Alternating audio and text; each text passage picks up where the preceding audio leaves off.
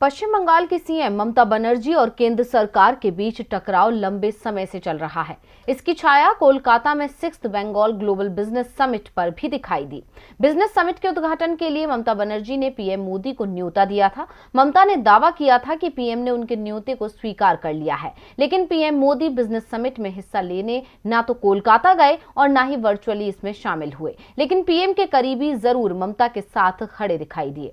गैर बीजेपी सरकारों को केंद्र की जांच एजेंसियों से सबसे ज्यादा डर लगता है, क्योंकि उनके रडार पर विपक्षी नेता और विपक्ष से करीबी दिखाने वाले उद्योगपति आ जाते हैं। और जिन राज्यों में चुनाव होते हैं वहां तो ऐसे उद्योगपतियों की शामत ही आ जाती है जो विपक्षी दलों के करीब हों। यूपी विधानसभा चुनावों में आईडी और ईडी डिपार्टमेंट की छापेमारी में ये दिखाई भी दिया।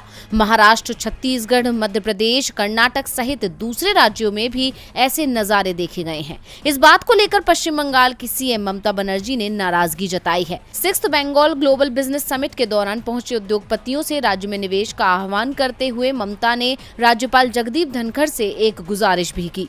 ममता ने राज्यपाल से कहा कि वो पश्चिम बंगाल सरकार का संदेश दिल्ली तक पहुंचा दें कि केंद्र की एजेंसियां उन उद्योगपतियों को परेशान ना करें जो बंगाल में निवेश करने को तैयार हैं। ममता ने कहा, महामहिम कृपया बुरा ना माने, मेरे पास पूरी इंडस्ट्री की ओर से आपके लिए एक बात है। मैं चाहती हूं कि आप दिल्ली को बताएं कि हमें केंद्र से पूरी मदद चाहिए, लेकिन दिल्ली से कह दीजिए कि एजेंसियों के जरिए उद्योगपतियों को परेशान नहीं किया जाना चाहिए। वैसे बंगाल में निवेश को लेकर जिन उद्योगपतियों ने दिलचस्पी दिखाई उसमें सबसे आगे गौतम अडानी दिखाई दे रहे हैं। बिजनेस समिट में कुल 20,000 करोड़ के निवेश का वादा किया गया, जिसमें 10,000 करोड़ का निवेश करने का ऐलान गौतम अडानी की ओर से किया गया। गौतम अडानी को पीएम मोदी का करीबी माना जाता है। ऐसे में ये सवाल भी उठ रहे हैं कि क्या अडानी ग्रुप अब केंद्र के निशाने पर आने वाला है।